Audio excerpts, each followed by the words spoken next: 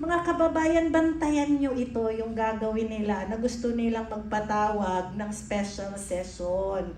Hindi ito kailangan. Ang gusto lamang talaga nila ay mapagtakpan ang katotohanan na isisiwalat ng 18 plus 14 plus 7 na mga testigo dyan sa Blue Ribbon Committee. Mas matindi pa nga yung lindol sa Cebu, hindi nga sila nagpatawag ng special ek because there is already a mechanism in government that is supposed to address all calamities that happen in our country. Kahit anong gawin nyo, sa July 27 pa po ang susunod na sesyon ng Senado at ng Kongreso. Gagawin nyo lamang yung special session dahil sa impeachment case ni VP Sara at dahil sa Blue Ribbon Committee hearing na alam nyong hindi ninyo mapipigilan ang pagsiwalat ng katotohanan. So, Ka-Astra, why do you think the changing of invitations created confusion among the invited resource persons? You were supposed to be itutuloy ka ba? Dapat pupunta nga ako kahapon doon sa sa Senado. Kaso lang inubo ko galing sa nakakahiya na meron akong ubo, 'di ba? Na pupunta doon baka matakot sila mahawa sa aking ubo. Pero actually hindi naman siya bakit siya nag-create ng confusion? Kasi confused din yung chairman. A confused chairman, fake chairman will always cause confusion. Will so confused. Oo, di ba? Kasi confused siya sa katayuan niya, di ba? Ikaw ang chairman, wala ka naman palang vice chairman, wala kang mga members because you know that you were not elected legitimately as Blue Ribbon Chairman. And therefore, yun yung sinasabi ni Attorney Torion, di ba? And therefore, does it undermine now public confidence in such institutions? Sino ba ang nagsimula? Bakit nawala ng kredibilidad ang Senado?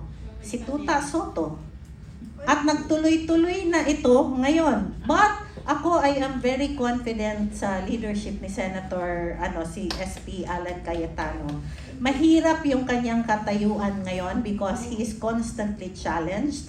Pero alam mo yung napakakalmado niya na sige, nag-issue nag-issue si Gatchalian, di ba? Meron siyang issuance beforehand din ng memo sa mga empleyado in view that there is an Independence Day celebration at it is a public holiday, non-working holiday. It falls on a Friday according to the rules of the Senate. Kapag nag-fall ng Friday, kasi 4-day work week ang Senado, no? So Monday to Thursday, supposed to be ang trabaho ng Senado 8 to 7, Monday to Thursday. Since may holiday ng Friday, magiging 8 to 5 na lang yung trabaho nila to cover the 8 hours, Monday to Wednesday na 2 hours, yung 5 to 7. Para, yun na yung holiday nila for the Friday. So, ito naman ang inisyu ng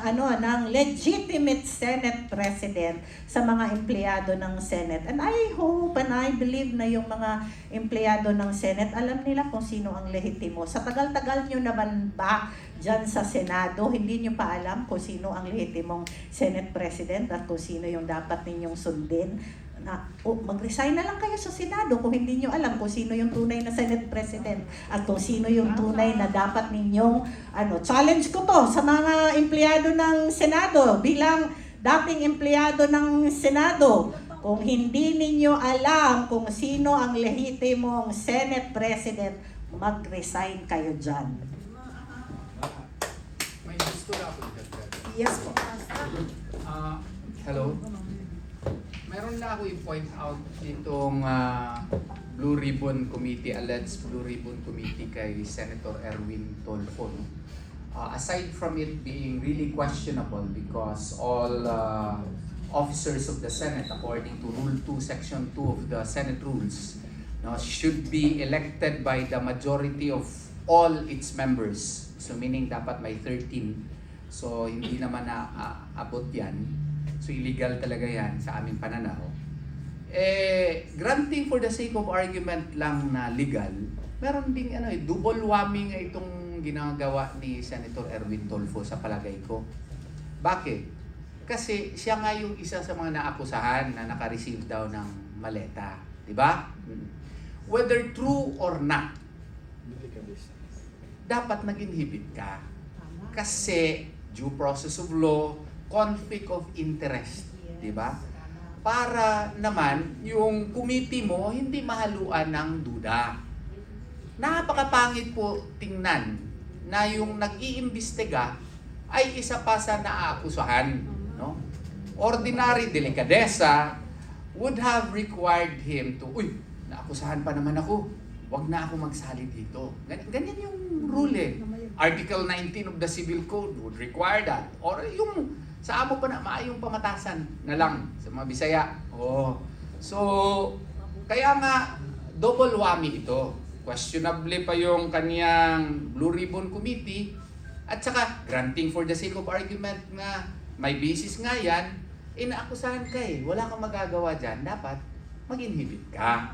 Hindi yung ikaw yung mag-imbestiga at lahat ng mga tanong mo parang design para mapawalang sala ka. At instead na gathering of facts to destroy the witnesses against you, maling-mali yun. No? Sa aming palagay. So, sana makaabot ito ni Senator Erwin Tulfo na, Sir, murag, parang hindi na talaga tama po yung ginagawa po ninyo. Yun lang po. Dagdagan ko ka, Penny, Yun na nga yung situation dyan, ikaw yung inakusahan, no? Ikaw yung magtatanong, eventually, ikaw rin yung maghuhusga. Hindi ba? Ano ngayon yung inaasahan yung maging resulta? Alam ka gumawa ka ng resulta against yourself. So, yung delikadesa, in fact, 2 weeks ago, pinost ko sa aking Facebook page, reminding people, no, yung isang advertisement way back in the 1980s about delikadesa. Ibalik sana natin yan. And for the sake of the Filipino people, I join Attorney Torion Caastra Capelli na nanawagan kay Senator Erwin Tulfo to recuse yourself, no, from hearing this issue. In like manner, isegue ko ng Capelli that Senator Risa Hontiveros should also recuse herself from being an impeachment judge in the impeachment of VP Sara, considering that she herself has already announced that she intends to run as for president in 2028. So that already shows bias on her part, no? So dito sa mga senators natin, please have yung sense of delicadeza, no? And going back, Meron ba sila nun? that is the reason why nananawagan tayo, Astra. Libre naman manawagan eh. Kapal ang mukha. Wag lang mag-border on libel, pero libre ho ang maglabas ng saloobin natin. And last question ko po bago kay... Excuse me, Yes. talking about... Delicadeza. Talking about... no, it's not the delicadeza. Talking about libre. Yung ginagawa nila, do you think it's libre? Bayad ho sila. Bayad ho ang oras po nila bilang empleyado ng pamahalaan. Kayo po ay senador, no? May titulo kayo, pero at the end of the day, empleyado po kayo ng gobyerno, no? Kayo ay pinapasahod namin. Okay? Linawin lang mo natin yan. My final question po, kay Attorney Torion, bago ko ibigay kay Capelli, again, yung floor. Attorney Torion, are notices, no, nitong sa Senado pag nagpapatawag, are they merely documents or are they part of due process rights of the witness or the invited guest? It is actually an essential component of the due process rights of the witness because the notice would inform you in advance as to the purpose why you are being summoned, and it would necessarily inform you, no, that a proceeding is to be conducted and you are required to be present therein. So kaya nga kung paiba-iba yung notice mo, it would be an affront to the rights of a person being summoned. Kasi hindi mo na alam kung anong magiging rights mo doon. Kasi kung Blue Ribbon Committee yan, you are required to give facts based on your own personal knowledge. Tapos kung mag-lie ka, kung hindi ka magsasabi ng totoo, you are prone to suffer, what you call this, penalty of contempt, as a matter of fact, di ba? So, yan po. Kaya importante po yung notice requirement. It is actually a essential component of due process. So, kung paiba-iba yan, it violates due process of the supposed witness. Alam niyo naman ito, no? Na may kwento-kwento na gustong magpatawag ng special session ang presidente para daw for a joint special session kasi sinidiye na eh. 'Di ba? Ibig sabihin, wala nang session yung House of Representatives, wala nang session yung Senate of the Philippines, pero pwedeng magpatuloy ang kanilang mga trabaho like the committee hearings, tuloy-tuloy yan. But they cannot approve laws, they cannot pass laws during the CNDA. Kailan ang balik? It's going to be on July 27. So, parang almost 2 months kasi SONA na yung July 27. Ngayon, sabi nila, magpapatawag ng special session kasi gusto lamang nila na magkaroon ng presence ng 13. So, ginagawa nila ang lahat para makapag-recruit ng senador na lumipat na pro-admin. Alam mo, ngayon lang ako nakakita ng ng Malacanang na nakikialam sa pagpili ng ng Senate President. Siguro previously pero silent na merong hindi, pero ito lantaran si Ante Claire nagsabi pa, 'di ba, na we are acknowledging that Gatchalian is the Senate President. Huy, hindi kayo parte ng Senado, hindi kayo parte ng legislatura. Bakit kayo ganyan, 'di ba? Ante Claire, abogada ka ba o abogags? Di ba? Alam mo, ka lang talaga. Aw-aw ka lang talaga ng Malacanang. Oo, di ba? Okay, kakaasa, marami ka pang sasagutin kasi yun, nawawala tayo dito at ako'y nagigigil sa mga sinasabi mo, baka mamaya magsalita rin ako. I'm controlling myself na magkaroon ng pag-side comment kasi baka mamaya pag nakulong ka, walang magdadala ng ulam sa'yo pag dalawa tayo ginagpot dito. Teka, yung special session mo na kasi Kasama yan dito Di ba naalala nyo nung kapihan ni March?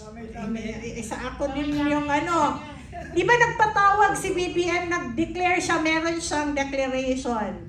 National Energy Emergency. Sabi ko, dapat nung panahon na yon nagpatawag na siya upon his signature, pagpirma niya na merong National Energy Emergency, nagpatawag na siya ng special session to pass laws that will address our energy crisis.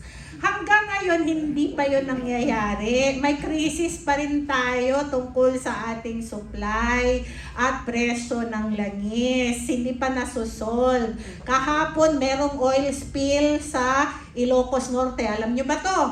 Na nagkaroon ng oil spill sa Ilocos Norte. Tapos sabay pa na merong lindol doon sa Mindanao. Tapos sabi nila magpapa-special session. You do not need a special session to address the calamity. There was already the NDRRMC. We already have the OCD, the Office of the Civil Defense, na meron na silang mga mandato to address lahat ng mga krisis na ito. Mga kababayan, bantayan nyo ito, yung gagawin nila na gusto nilang magpatawag ng special session. Hindi ito kailangan. Ang gusto lamang talaga nila ay mapagtakpan ang katotohanan na isisiwalat ng 18 plus 14 plus 7 na mga testigo dyan sa Blue Ribbon Committee. Mas matindi pa nga yung lindol sa Cebu, hindi nga sila nagpatawag ng special ek because there is already a mechanism in government that is supposed to address all calamities that happen in our country. So, Hello, Mr. BBM. Di mo kailangan ng special session. Hello sa mga senador. Sasabihin ko na lang mga senador kasi totoo naman na nire-recruit ninyo dyan, Gatchalian, para maging 13 kayo. Kahit anong gawin nyo, sa July 27 pa po ang susunod na sesyon ng Senado at ng Kongreso. Gagawin nyo lamang yung special session dahil sa impeachment case ni VP Sara at dahil sa Blue Ribbon Committee hearing na alam nyong hindi ninyo mapipigilan ang pagsiwalat ng katotohanan. Sabi nga natin, di ba? Ang isang river, ang daloy ng isang, anong river sa Tagalog? Ilog. Kapag pinigilan mo, mabubutas at mabubutas dahil lalabas ang tubig at ang daloy ng tubig. Kahit anong pilit ninyong itiwalag, ay hindi itago at hindi maisiwalat ang katotohanan, lalabas at lalabas ang katotohanan. Okay, so you mean to say, ang ibig ko sabihin ni Ka-Astra, nung wala naman reaction doon sa nangyaring lindol at mga kung anong pagbato o pagbayo ng kalikasan sa Cebu, at ngayon naman dito sa Mindanao, wala rin aksyon, ang focus nila talaga ngayon yung lindol sa Senado. Oo, lindol sa Senado kasi gusto nila magpa-special session daw eh. Para Alam sa mo, I can feel your love sa country and your malasakit. Really. Given a chance. Given a chance talaga to do yung way mo to help our country. Are you willing to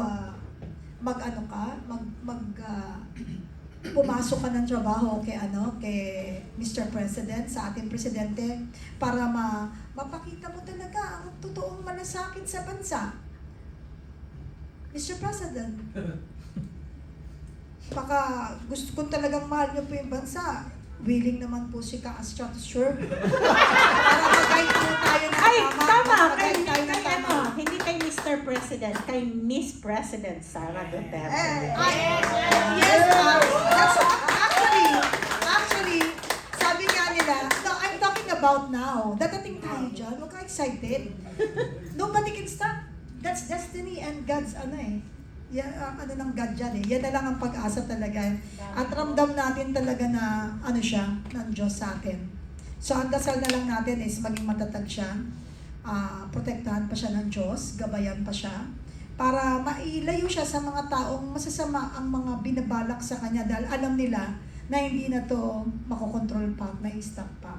So ang sinasabi ko lang sa iyo, Ka-Astra, kapag kunwari pumayag ang ating presidente ngayon, na tulungan mo siya, are you willing?